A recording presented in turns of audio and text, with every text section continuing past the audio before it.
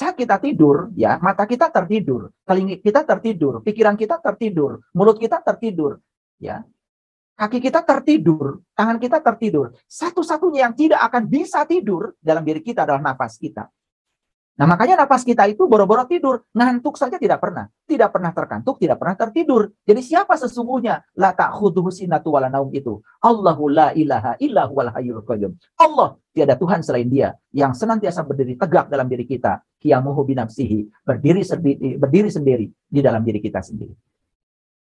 Hanya untuk menyadari nafas saja sampai tidak punya waktu. Bagaimana kita bisa meningkatkan kesadaran spiritual kita?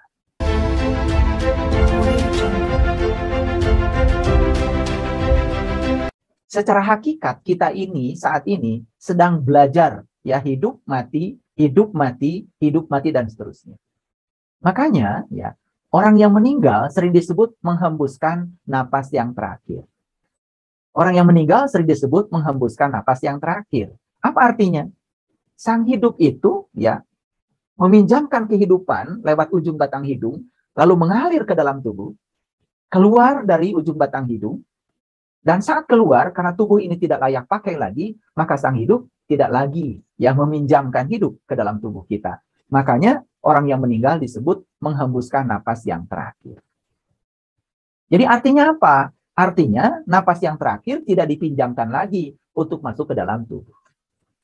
Nah, saat napas yang terakhir itu keluar, ya lewat ujung batang hidung ini, kalau tidak diizinkan masuk lagi, ada dua kemungkinan. Yang pertama, ya tetes kehidupan itu yang sudah kembali ke semesta ini bisa menyatu kembali dengan samudranya dan tinggal bersama samudranya. Dan kemungkinan yang kedua, dia kembali ke samudra tetapi tidak bisa menyatu dengan samudranya. Mengapa demikian? Karena masih ada ketidakmurnian yang melekat di dalam dirinya. Jadi sebetulnya yang sedang kita usahakan dalam proses perjalanan hidup kita sekarang ini adalah ya melepaskan seluruh kotoran yang melekat dalam diri sejati kita, sehingga saat kita kembali lagi ya ke ruang tak terbatas ini, ke ruang kosong tak terbatas ini, kita bisa tinggal di ruang kosong tak terbatas dalam keadaan menyatu dan beresonansi, tidak terjebak oleh ilusi keterpisahan. Itu sebabnya saya mengatakan bahwa hidup itu adalah perjalanan yang mengakibatkan keterpisahan. Nah, untuk mencapai keterpisahan manusia itu ya mengalami dua fase. Yang pertama adalah fase kerelaan, yang kedua adalah fase keterpaksaan. Jadi seperti seekor kambing ya yang diikat lehernya. Ketika dia nurut kepada ya majikannya, tentu saja ya dia tidak akan mengalami rasa sakit di lehernya karena tidak usah tali itu ditarik-tarik untuk menarik lehernya. Tetapi seekor kambing ya yang tidak mau mengikuti ya ajakan dari majikannya, tentu saja ya akan ditarik oleh tambang dan kemudian dia akan mengalami luka di lehernya akibat rasa sakit karena dia menolak ajakan dari majikannya. Jadi dua tipe manusia sebetulnya. Yang pertama adalah tipe manusia yang terus mengikuti kehendak semesta, mengikuti tarian kosmik dari semesta, dan itulah manusia-manusia yang dalam kehidupannya mencapai kebahagiaan dan kesadaran. Yang kedua adalah tipe manusia yang senantiasa menolak keinginan semesta dan tidak ikut menari dengan tarian kosmik dari semesta. Dan itulah manusia-manusia yang dalam kehidupannya mengalami penderitaan. Tetapi sekalipun dia terus bertahan untuk menolak segala yang diinginkan oleh sang semesta, tetapi dia akan tetap saja dipaksa untuk mengalami keterpisahan. Oleh karena itu maka ada yang mengalami keterpisahan dalam kerelaan, ada yang mengalami keterpisahan dalam keterpaksaan. Jadi dua-duanya akan mengalami keterpisahan, baik yang rela maupun yang terpaksa. Nah itulah kenapa di dalam Al-Quran ada kata-kata yang sangat indah. La tamutuna illa wa antum muslimun. Janganlah kamu mati kecuali sudah rela. Janganlah kamu mati kecuali sudah pasrah. Jadi pasrah itu bahasa lainnya adalah letting go.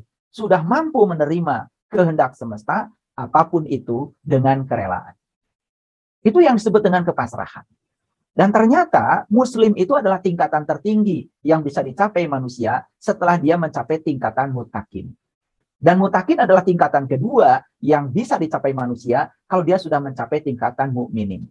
Makanya ayatnya sangat luar biasa ya. Ya ayyuhallazina amanu ittaqullah haqqa tuqatih la tamutunna illa wa antum muslimun. Jadi tahap pertama adalah mukmin, orang yang beriman. Hati-hati ya orang beriman yang saya bicarakan, bukan orang yang mengaku beriman. Saya tidak tertarik membicarakan orang yang mengaku beriman. Karena ya orang yang semacam ini tidak akan memiliki ciri sebagai orang yang beriman. Oleh karena itu maka perlu juga kita mempertanyakan kepada diri kita masing-masing. Apakah status kita saat ini orang beriman atau orang yang mengaku beriman? Karena orang yang mengaku beriman tidak akan pernah mengalami kemajuan kesadaran. Tidak akan pernah mencapai tingkatan muttaqin. Apalagi tingkatan muslim. Jadi muslim itu sebetulnya secara universal bukan sekedar sebutan buat mereka yang menganut agama tertentu sebetulnya. Karena kata dasar dari muslim adalah Islam. Islam itu artinya pasrah, Islam itu artinya damai, Islam itu artinya adalah orang-orang yang sudah bisa ya menerima apapun kehendak semesta apa adanya tanpa penolakan. Makanya orang yang sudah mencapai tingkatan Islam maka disebut ya dan diberi gelar tingkatan tertinggi dalam Al-Qur'an namanya muslim. Jadi muslim itu sebetulnya adalah orang yang sudah bisa pasrah. Bagi saya ya, siapapun orangnya, apapun keyakinannya, kalau dia sudah bisa pasrah total, sebetulnya itulah hakikat seseorang sudah mencapai tingkatan muslim. Nah, oleh karena itu, maka hidup adalah perjalanan yang mengakibatkan keterpisahan untuk mengalami kemanunggalan. Jadi, ada yang terpisah, ya, tetapi tidak mengalami kemanunggalan. Dan yang kedua, ada yang terpisah dan mengalami kemanunggalan. Tentu saja yang diinginkan oleh semua manusia dalam proses perjalanan kehidupannya adalah mengalami keterpisahan sekaligus mengalami kemanunggalan. Nah, siapa yang tidak mengalami kemanunggalan adalah mereka yang mengalami keterpisahan dengan terpaksa. Dan saat mengalami keterpisahan, tidak mengalami kemurnian dalam keterpisahannya, itu sebabnya dia akan gagal mengalami kemanunggalan. Itu sebabnya dalam bahasa Arab, itu ada yang namanya wudhu. Wudhu itu dari 3, ya, ada 3 huruf. Yang pertama waw, yang kedua do, yang ketiga ain. Wudhu, ya. Jadi wudhu itu hakikatnya bukan bersuci sebetulnya. Wudhu itu artinya adalah berpisah.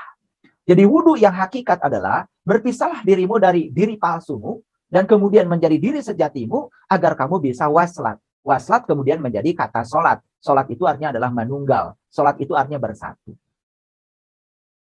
Hanya orang yang berhasil wudhu mengalami keterpisahan dari diri palsunya yang akan mengalami kemanunggalan bersama sang pemilik semesta ini.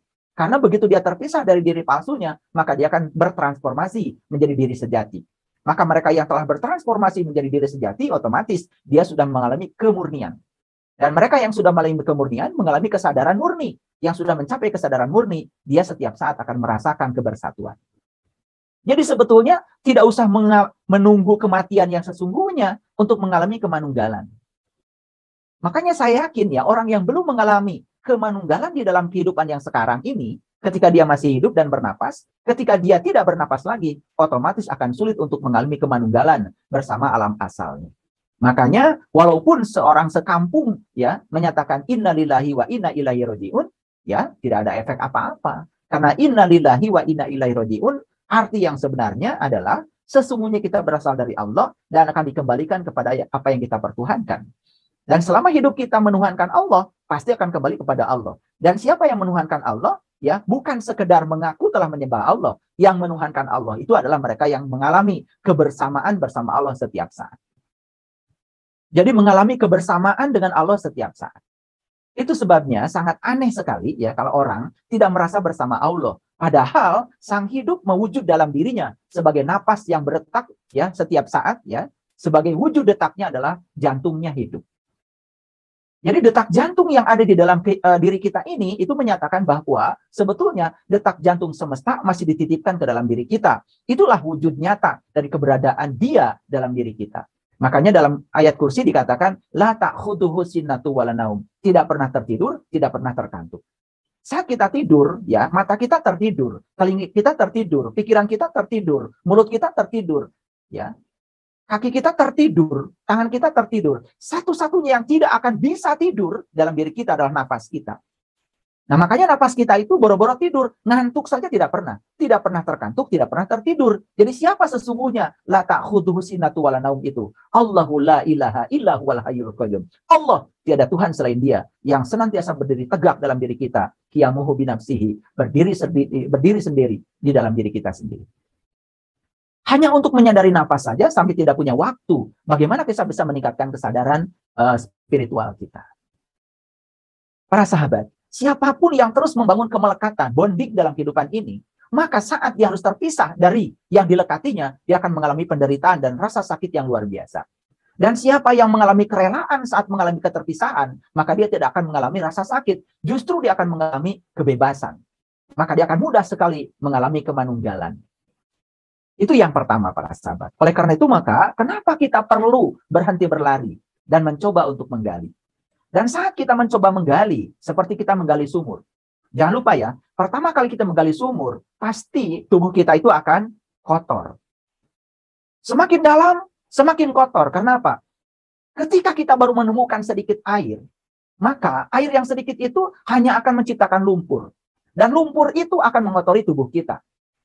Dan kalau kita berhenti menggalinya, tidak terus ke bawah, maka kita tidak akan menemukan keberlimpahan air. Apa yang terjadi? Tubuh kita masih kotor. Kalau makin dalam kita menggalinya, terus makin dalam, sampai menemukan sumber air yang sebenarnya. Maka pada saat kita menemukan sumber air yang sebenarnya, air itulah yang akan membersihkan seluruh kotoran dalam perjalanan menggali kita. Jadi oleh karena itu, tidak ada yang instan, para sahabat. Saat kita melakukan proses penggalian ke dalam diri, mungkin saja kita akan mengalami banyak luka. Tetapi jangan lupa, setiap luka itu sebetulnya adalah gerbang di mana cahaya akan hadir. Setiap luka itu adalah gerbang di mana cahaya akan hadir. Jadi oleh karena itu, ya, jangan cengeng. Terus menggali. Dan saat kita menemukan air suci di dalam, maka kita akan menemukan bahwa semua yang di luar menjadi suci.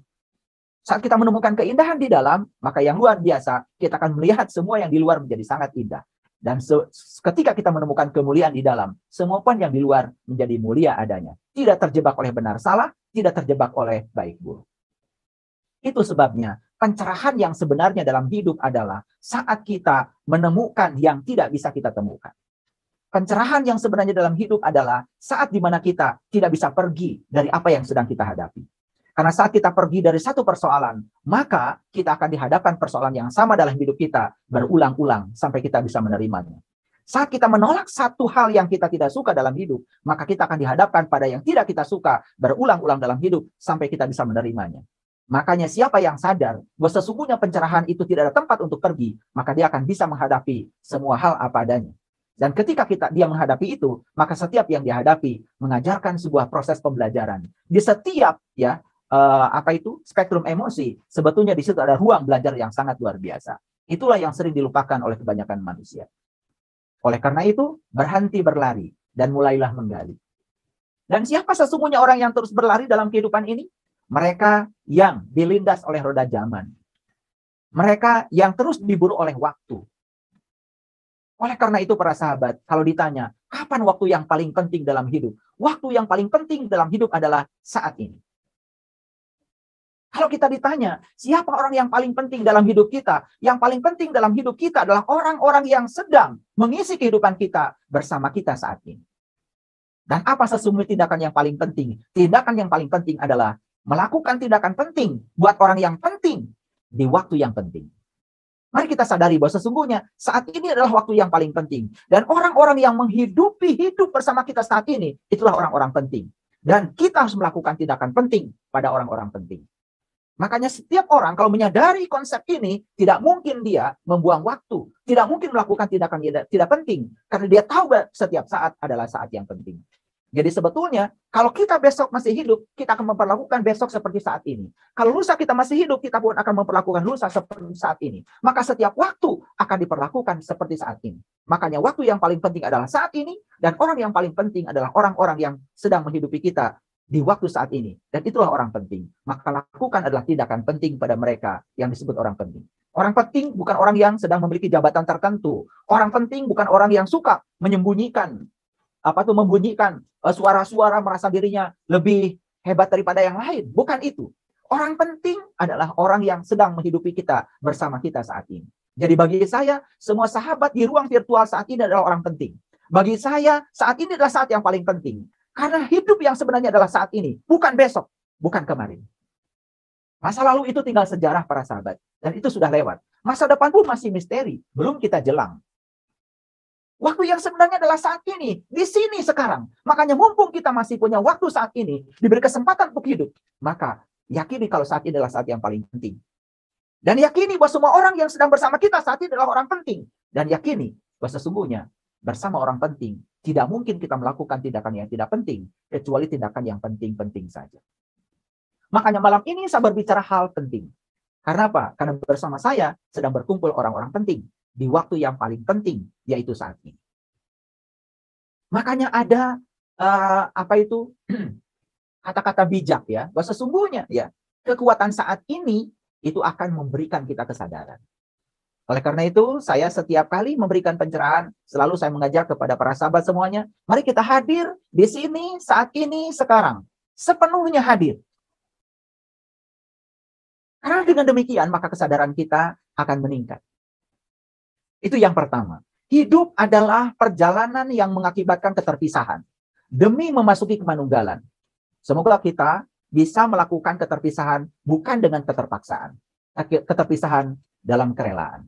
Kita akan berpisah dengan pasangan hidup kita. Kita akan berpisah dengan anak-anak kita. Kita akan berpisah dengan semua harta yang kita kumpulkan. Kita akan terpisah dengan semua yang kita sebut enak. Kita akan terpisah dengan semua yang sebut tidak enak. Semuanya akan terpisah. Hanya satu yang akan menemani kita. Apa itu? Pelajaran yang sempat kita ambil dari setiap peristiwa. Baik yang enak maupun yang tidak enak. Maka beruntunglah mereka yang sudah berhasil mengambil pesan semesta dari setiap peristiwa. Baik yang enak maupun yang tidak enak. Karena itulah sebetulnya yang akan membangun kebijaksanaan dan kesadaran seseorang. Para sahabat, kalau saya tanya, dari sekian banyak makhluk di semesta ini, siapa yang lahir dengan sayap?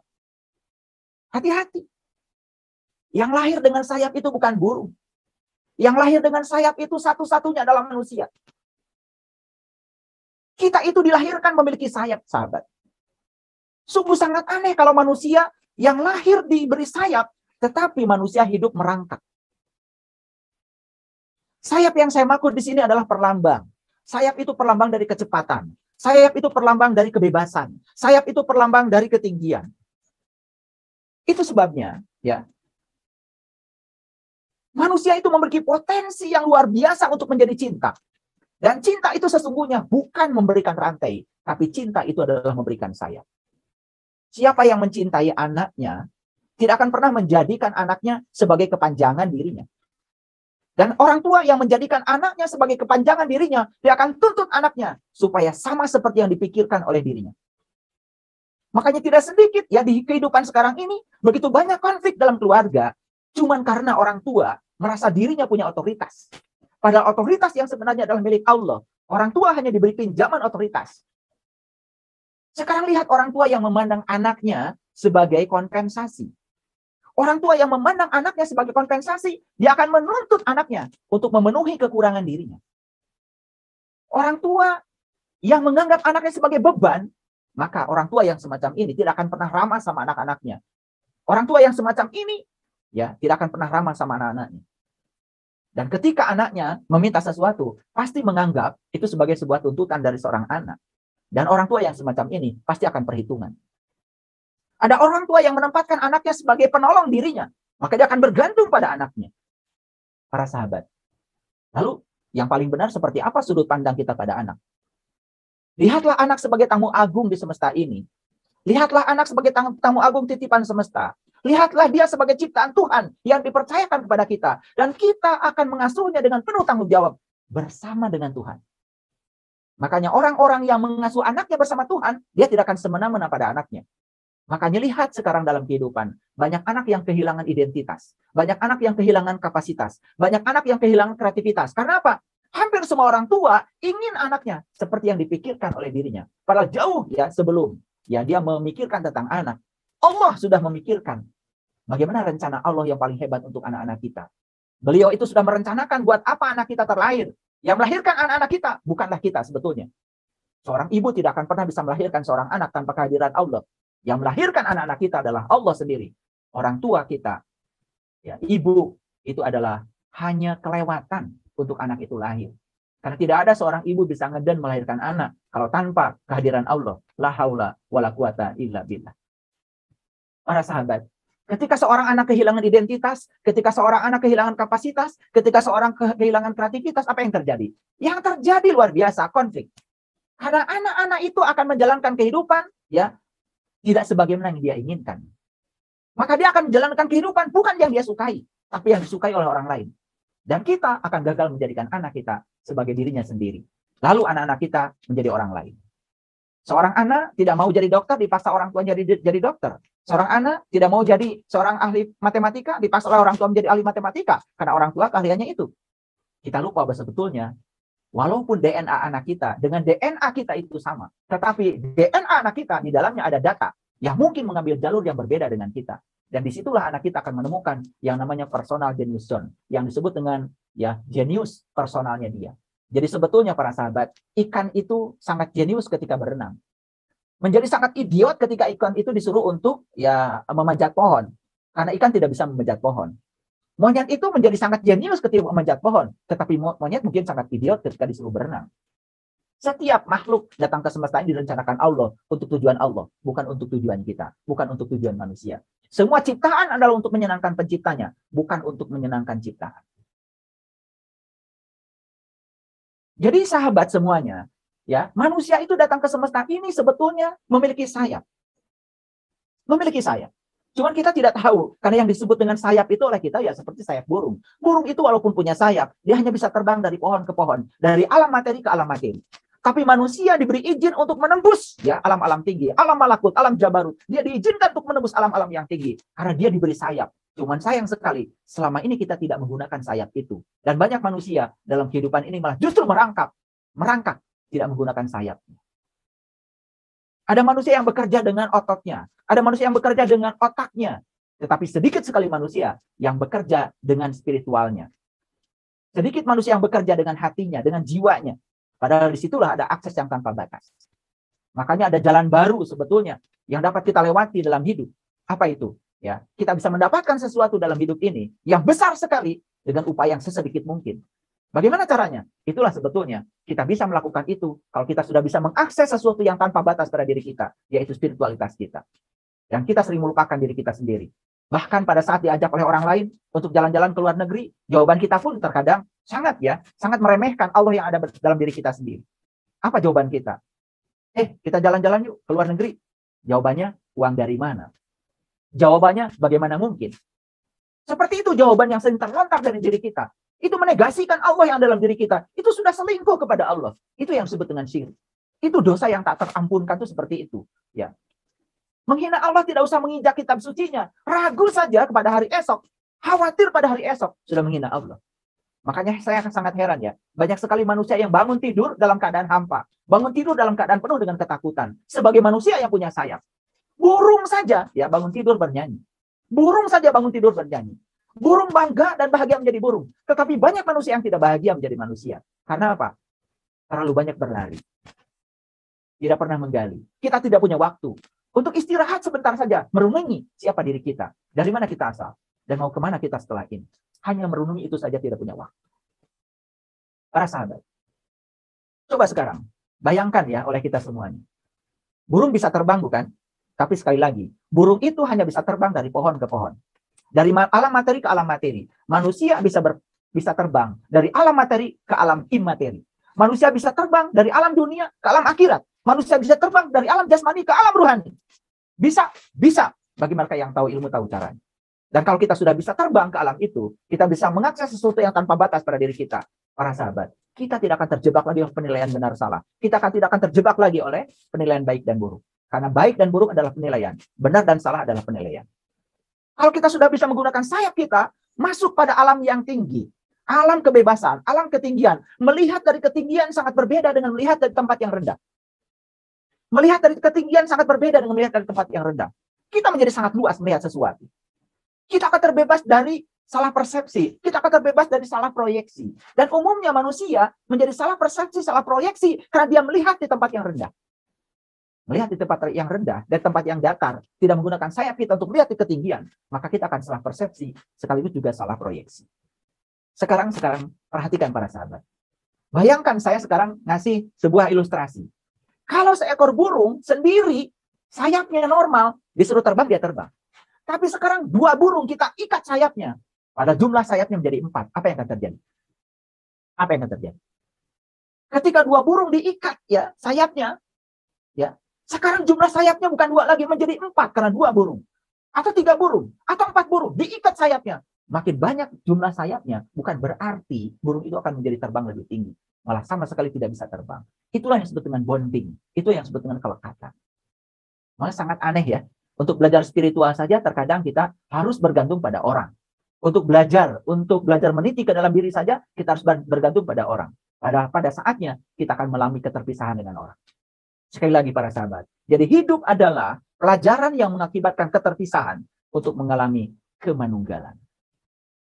Jadi ujung dari perjalanan hidup adalah kemanunggalan. Manunggal itu artinya kembali ke alam asal kita. Dan ketika kita kembali ke alam asal itu kemungkinan cuma 2. 1, kembali dalam keadaan bisa manunggal. Yang kedua, kembali tetapi tidak manunggal. Kenapa? Karena sang diri sejati kita yang ditiupkan oleh Allah ya sebagai ruhku ke dalam diri kita itu sudah mengalami keterkoyakan dari kemurnian.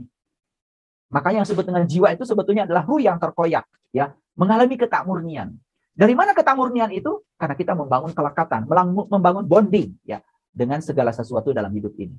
Oleh karena itu, maka semesta ini dengan cinta kasihnya perlahan kemudian menarik kelekatan itu. Coba perhatikan, dunia ini ya, sebelum kita mati pun ya sudah meninggalkan kita. Ya, dulu kita bekerja, mencapai puncaknya pekerjaan, kemudian mulai pensiun. Mulai kita tidak punya uang, mulai diambil. Ada orang yang menganggap itu sebagai musibah, itu yang keliru. Sebetulnya itu adalah cinta kasih Allah untuk melepaskan kelekatan kita supaya saat kita harus terpisah dengan itu, kita tidak mengalami penderitaan. Jadi sahabat sekarang perhatikan kata-kata saya. Ada seorang anak dipanggil ya oleh Allah karena sudah selesai dipakai olehnya menjadi kepanjangan tangannya dalam kehidupan semesta ini. Tentu saja orang tua akan merasa kehilangan anak itu, wajar. Tetapi jangan terus-menerus merasa kehilangan karena sesungguhnya anak bukan milik kita. Dia hanya titipan dari semesta. Dan yang menggunakan anak kita itu adalah Allah sang pemilik semesta, bukan kita. Dia hadir di semesta bukan untuk tujuan kita. Dia hadir di semesta untuk tujuan Allah. Kita itu hanya kelewatan saja untuk kelahiran anak kita. Oleh karena itu, bagi mereka yang sadar dengan konsep itu, apa yang terjadi? Saat anak itu dipanggil oleh sang pemilik semesta, sebetulnya kita sedang diberi cinta kasih yang luar biasa, supaya kita tidak mengalami kelekatan. Pada saat harus terpisah, kita tidak mengalami penderitaan. Itulah sesungguhnya yang disebut dengan la tamutunna illa wa antum muslimun. Janganlah kamu mati kecuali kamu sudah menjadi seorang yang pasrah. Pasrah itulah letting go. Pasrah adalah melepaskan segala kelekatan. Pasrah adalah membebaskan diri dari segala kelekatan. Para sahabat yang dirahmati Allah. Baik, sekarang saya akan share beberapa statement yang penting ya untuk kita perhatikan. Dan mohon ya statement-statement ini diperhatikan. Dan ini sangat penting sekali. Saya akan bicara dulu tentang rahasia pikiran sebelum kita lanjutkan. Baik ya, kita coba membaca secara perlahan kata-kata berikut ini. Baik, kita mulai dari yang pertama. Ketika kita mengamati pikiran, kita menarik kesadaran dari bentuk-bentuk pikiran. Maka saat itu kita menjadi pengamat dan menjadi saksi. Pengamat atau saksi itulah yang disebut dengan kesadaran. Itu yang disebut dengan kesadaran murni, yang melampaui bentuk-bentuk. Pada saat itu, kesadaran murni akan menjadi lebih kuat. Sementara formasi mental akan menjadi lemah. Nah, inilah pentingnya kenapa kita belajar menjadi pengamat. Inilah pentingnya kenapa kita belajar menjadi saksi. Karena sesungguhnya diri kita yang sebenarnya bukanlah pikiran. Diri kita yang sebenarnya bukanlah perasaan. Diri kita yang sebenarnya bukanlah tubuh. Tapi diri kita yang sebenarnya adalah pengamat. Dan ketika kita mengamati pikiran kita sendiri, sebetulnya kita sedang memasuki kesadaran murni. Makanya ketika kita sedang bergejolak, cobalah kita keluar. Jangan masuk di arus. Itu persis seperti kita yang sedang terombang-ambing oleh arus air, kemudian kita keluar dari sungai, dan kita mengamati arus itu dari luar. Dari pagarnya saja, dari pinggir sungai saja, menjadi pengamat. Ketika kita menjadi pengamat, maka saat itu kita tidak akan terlarut di dalam arus. Itulah yang disebut dengan kata-kata dalam tantra ya. Yang disebut dengan kesadaran murni itu adalah seperti langit biru. Langit biru itu ya menerima kehadiran kabut putih, menerima kehadiran kabut hitam. Kabut putih dan kabut hitam bukanlah diri kita. Kabut putih dan kabut hitam itu berasal dari pikiran. Dan diri kita yang sebenarnya tidak terjebak oleh putih, tidak terjebak oleh hitam. Diri kita yang sebenarnya adalah langit biru. Persis seperti kita nonton ya adegan film.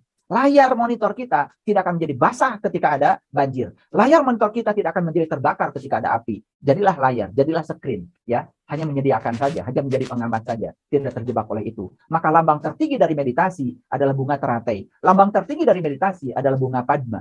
Bunga teratai itu ya makin kotor lumpurnya, makin putih bunganya. Bunga padma sekalipun terkena air tidak pernah basah. Nah, itu yang disebut dengan kesadaran murni. Kesadaran murni tidak pernah terombang-ambing oleh pikiran. Baik, kita lihat ya kata-kata berikutnya. Tetap hadir dalam kehidupan sehari-hari akan membantu kita untuk berakar lebih mendalam di dalam diri kita. Bila kita tidak hadir dalam kehidupan sehari-hari, maka pikiran akan menyeret kita bagaikan sungai yang ganas. Nah, itulah bedanya antara diri palsu dengan diri sejati. Makanya diri palsu itu sering disebut dengan ego. Dan ego berasal dari pikiran. Pikiran itu selalu mengajak kita berlari. Terus aja berlari ke masa depan. Sampai kita tidak pernah memiliki waktu untuk istirahat. Menggali di sini, saat ini, sekarang. Lalu yang berikutnya. Tubuh yang dapat kita lihat dan sentuh ini tidak bisa membawa kita kepada keberadaan. Tubuh ini hanyalah kulit luar. Jadi tubuh ini hanyalah kendaraan. Dalam keadaan keterkaitan alamiah kita dengan keberadaan, realitas yang lebih mendalam ini bisa dirasakan setiap saat sebagai tubuh batin yang tidak kelihatan. Dapat dirasakan sebagai kehadiran yang menghidupkan batin kita. Oleh karena itu, para sahabat, latihan kesadaran yang paling sederhana adalah sadar setiap kita pun melakukan apapun. Ketika kita pipis, sadar kita sedang pipis. Ketika kita sedang pup, sadar kita sedang pup. Ketika kita sedang bicara, sadar kita sedang bicara. Ketika kita sedang makan, sadar kita sedang makan. Berilah waktu agar mulut ini bisa mencicipi makanan. Berilah waktu agar gigi ini bisa mengunyah makanan. Berilah waktu agar tubuh ini bisa menikmati makanan. Banyak sekali ya, sedang makan tetapi pikiran sudah berjalan ke depan. Yang dimakan bukanlah nasi lagi. Yang dimakan adalah jadwal. Yang dimakan adalah proyek. Yang dimakan adalah ilusi-ilusi pikiran. Ada orang yang sedang minum kopi, buru-buru minum kopinya, dan dia tidak merasakan minum kopi. Ya, sensasi kopi menyatu dengan mulut dan kemudian masuk ke dalam lambungnya, sama sekali tidak merasakannya. Karena apa? Pikiran sudah di depan. Terus saja berlari, sampai tidak punya kesempatan untuk menggali. Saya hanya ingin mengajak kita semua untuk belajar menggali dan berhenti berlari. Karena apa? Disitulah kita akan menemukan kesadaran murni. Di situ kita akan merasakan kehadirannya. Sesederhana itu sebetulnya. Jadi, ya, menghuni tubuh harus dilakukan dengan merasakan tubuh dari dalam. Sekali lagi, menghuni tubuh ini harus merasakan tubuh dari dalam. Karena kebanyakan manusia menghuni tubuh, tetapi merasakan tubuh dari luar. Kita harus merasakan kehidupan di dalam tubuh. Sehingga dengan demikian, kita akan mengetahui bahwa kita melampaui bentuk-bentuk luar. Itulah sebetulnya ya kata-kata sederhana untuk mencapai kesadaran. Kita akan terputus dari keberadaan selama pikiran kita merampas semua perhatian kita. Kalau hal ini terjadi secara terus-menerus, kita tidak akan berada dalam tubuh kita sendiri. Pikiran akan menyerap seluruh kesadaran kita dan mengubah kesadaran itu menjadi bahan pikiran. Maka kita akan berpikir terus tanpa henti. Makanya ada manusia yang terus-menerus berpikir, sedang tidur pun dia terus berpikir tanpa henti. Dan dia mengidentifikasi dirinya lama-kelamaan sebagai pikiran. Itu yang sangat berbahaya. Untuk menyadari keberadaan, kita harus merebut kembali kesadaran dari pikiran. Jadi kesadaran yang selama ini dirampas oleh pikiran harus direbut kembali, rebut kembali. Inilah salah satu tugas penting dalam perjalanan spiritual kita.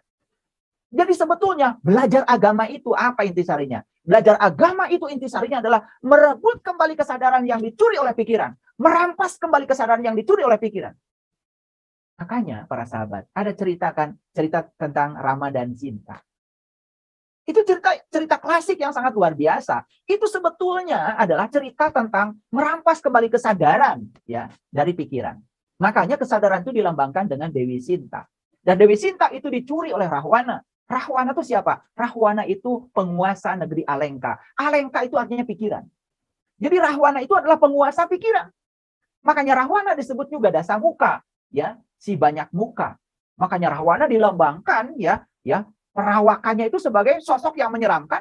Dia itu adalah sosok yang memiliki banyak muka, ya. Karena apa? Ketika orang sedang dikuasai oleh pikirannya, berlari dan terus berlari. Bahkan dia tidak pernah menjadi dirinya sendiri.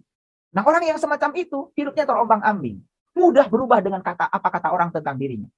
Coba orang yang dikendalikan oleh pikirannya, gampang tersinggung, ya, gampang marah, ya, gampang iri hati, gampang dengki, gampang benci, ya. Tidak suka pada perbedaan. Dan orang-orang yang semacam ini sebetulnya karena kesadarannya sedang dirampas oleh pikirannya sendiri. Nah, tugasnya agama sebetulnya adalah merampas kembali kesadaran yang dicuri oleh pikiran. Makanya disitulah tugasnya Rama. Makanya Rama untuk merampas kembali kesadaran ya Dewi Sinta yang dirampas oleh Rahwana. Apa yang dilakukan? Membuat jembatan. Membuat jembatan. Lalu meminta bantuan ya, meminta bantuan apa itu? Ya sosok lain ya. Itu sebetulnya memperlambangkan guru ya. Disitulah sebetulnya peran seorang guru ya. Nah, peran seorang guru itu sebetulnya adalah ya untuk membantu ya seseorang ya yang sudah kehilangan kesadaran karena dicuri oleh pikirannya untuk dikembalikan lagi. Makanya dibuatlah jembatan ya. Dalam tradisi Islam itu yang namanya jembatan Shiratal Mustaqim. Makanya Shiratal Mustaqim dalam bahasa Al-Qur'an artinya adalah Shiratal ladzina an'amta 'alaihim. Jadi Shiratal Mustaqim itu artinya adalah jalannya orang yang telah diberi nikmat. Siapa yang diberi nikmat? Cuma 4 golongan di Quran. Yang pertama para nabi, yang kedua para siddiqin, yang ketiga para syuhada, yang keempat para solihin. Dan kalau saya jelaskan keempat golongan ini tidak akan cukup waktu. Siapa mereka itu sebetulnya? Karena banyak sekali yang berbicara kadang-kadang tidak berdasarkan referensi yang benar ya. Cuma referensinya dengan referensi apa kata orang ya. Bukan melakukan sebuah penelitian yang mendalam ya. Terkadang ya kita lebih suka kedangkalan daripada kedalaman. Apa kata orang dianggap sebagai kebenaran. Padahal sebetulnya orang itu pun mungkin saja tidak mendalam. Makanya kata-kata para nabi, para siddiqin, para syuhada, para solihin, itu kalau kita dalami dalam Al-Quran, itu sangat berbeda dengan kebanyakan orang memahaminya. Sambil contoh saja, para syuhada. Syuhada selalu dikaitkan dengan orang yang mati syahid. Mati syahid, mati syahid. Pada syuhada artinya adalah orang yang bersaksi.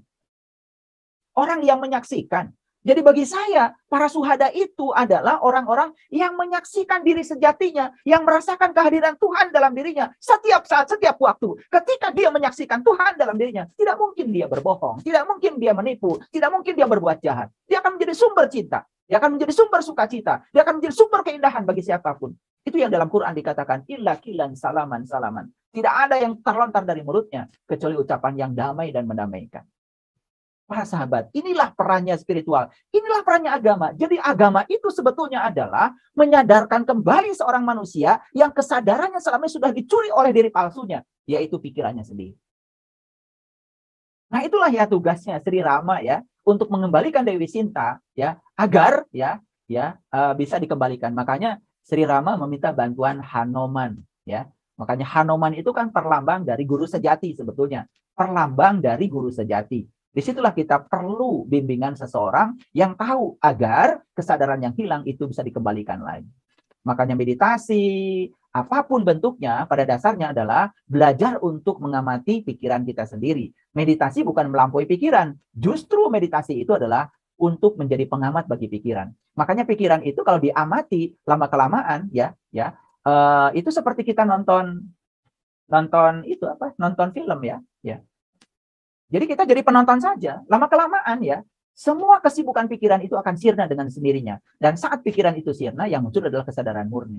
Nah, itulah sebetulnya ketika seseorang yang sudah bagus, yang melakukan meditasi, meneliti ke dalam diri, maka dia akan menemukan kecerdasan semesta tanpa batas di dalam dirinya. Nah, itulah yang akan mengakses dia pada akses yang tanpa batas. Itulah yang dikatakan manusia itu lahir ke dunia dengan segala macam potensi, salah satunya dia memiliki sayap untuk terbang, mencapai ketinggian, ya, dan dia bisa bertransformasi dari alam materi ke alam energi, ya, bukan sekedar bertransformasi dari alam materi ke alam materi. Nah, itulah pentingnya kita berhenti berlari dan kemudian mencoba menggali.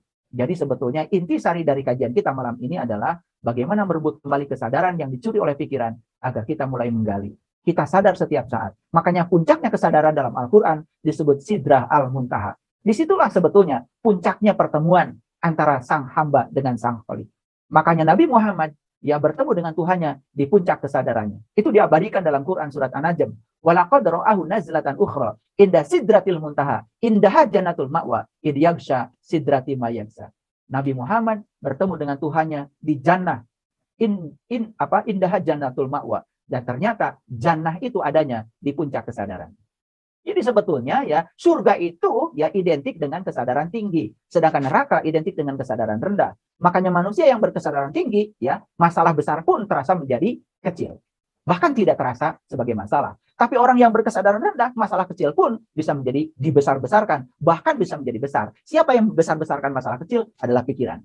Karena pikiran itu suka membuat manipulasi ya dari realitas. Pikiran itu suka menakut-nakuti. Dan ketika apa yang disampaikan pikiran didengarkan, diikuti, itu sangat berbahaya.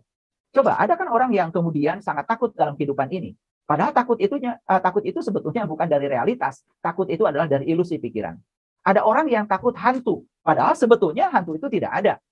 Nah, dia takut hantu. Hantunya sendiri tidak ada. Tapi dia takut. Karena takut itu diciptakan oleh pikirannya. Dan pikiran sedang membangun ilusi. Ya, pikiran sedang memanipulasi dari realitas.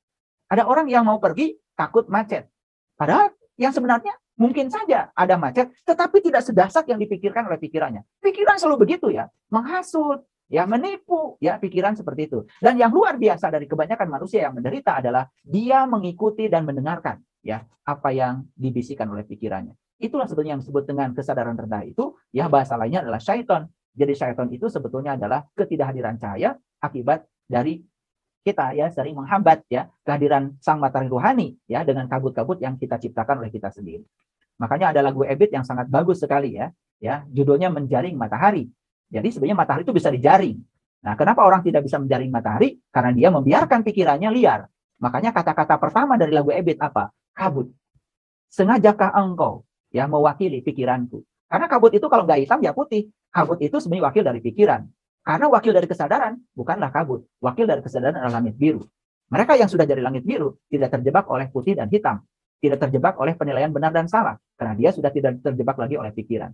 Makanya siapapun yang terjebak oleh pikirannya sendiri, terutama pikiran-pikiran yang rendah, maka akibatnya apa? Dia akan merangkak. Karena apa? Yang namanya kabut, itu pada dasarnya selalu menghalangi sinar matahari yang datang. Ketika sinar matahari terhalangi oleh kabut, apa yang terjadi? Menjadi gelap. Makanya ya, kita dan semua yang ada di sini kata Ebit ya merangkak ya menggapai dalam gelap. Jadi harusnya kita terbang dengan menggunakan sayap kita, malah kita merangkak dalam gelap. Nah, banyak sekali manusia dalam kehidupan ini merangkak dalam gelap. Mohon maaf ya, melakukan ritual ibadah merangkak dalam gelap. Ya, menunaikan kehidupan di semesta ini merangkak dalam gelap. Ya, semua saja, semua yang dijalani dalam kehidupan ini selalu tidak mendatangkan berkah. Selalu saja menimbulkan dalam tanda kutip apa yang disebut dengan musibah. Hal yang tidak disukai dan selalu tidak siap untuk menerima apa yang tidak disukai dalam kehidupan ini. Padahal sebetulnya ya yang disukai dan yang tidak disukai dua-duanya memberikan pelajaran yang sangat berharga kalau kita bisa menangkap pesan. Oleh karena itu dalam hidup ini jangan sekali-kali mengatakan mengapa ini terjadi, tetapi pesan apa yang hendak engkau sampaikan kepadaku lewat peristiwa ini. Jadi pertanyaan orang yang sadar dengan pertanyaan orang yang tidak sadar sangat berbeda. Orang yang sadar ya selalu berkata, pesan apa yang hendak engkau sampaikan padaku. Tapi orang yang tidak sadar, pertanyaannya pun pasti yang berbeda. Dia akan mengatakan, mengapa ini terjadi? Menggugat. Mengapa ini terjadi? Menggugat. Komplain. Makanya coba sesekali kita perlu puasa. Namanya no complaint day. Coba dalam sehari, jangan komplain deh. Puasa, coba puasa. Puasa yang kayak gini ya, yang saya jalani itu luar biasa. Jadi niat dari pagi saya hari ini no complain. No complain. Pokoknya nggak komplain. Ketika istri menyajikan makanan, ya sekalipun makanan itu mungkin ada kurangnya, no complain. Ketika orang di rumah kita setrika baju tidak rapi, no complain. Coba belajar puasa dari komplain.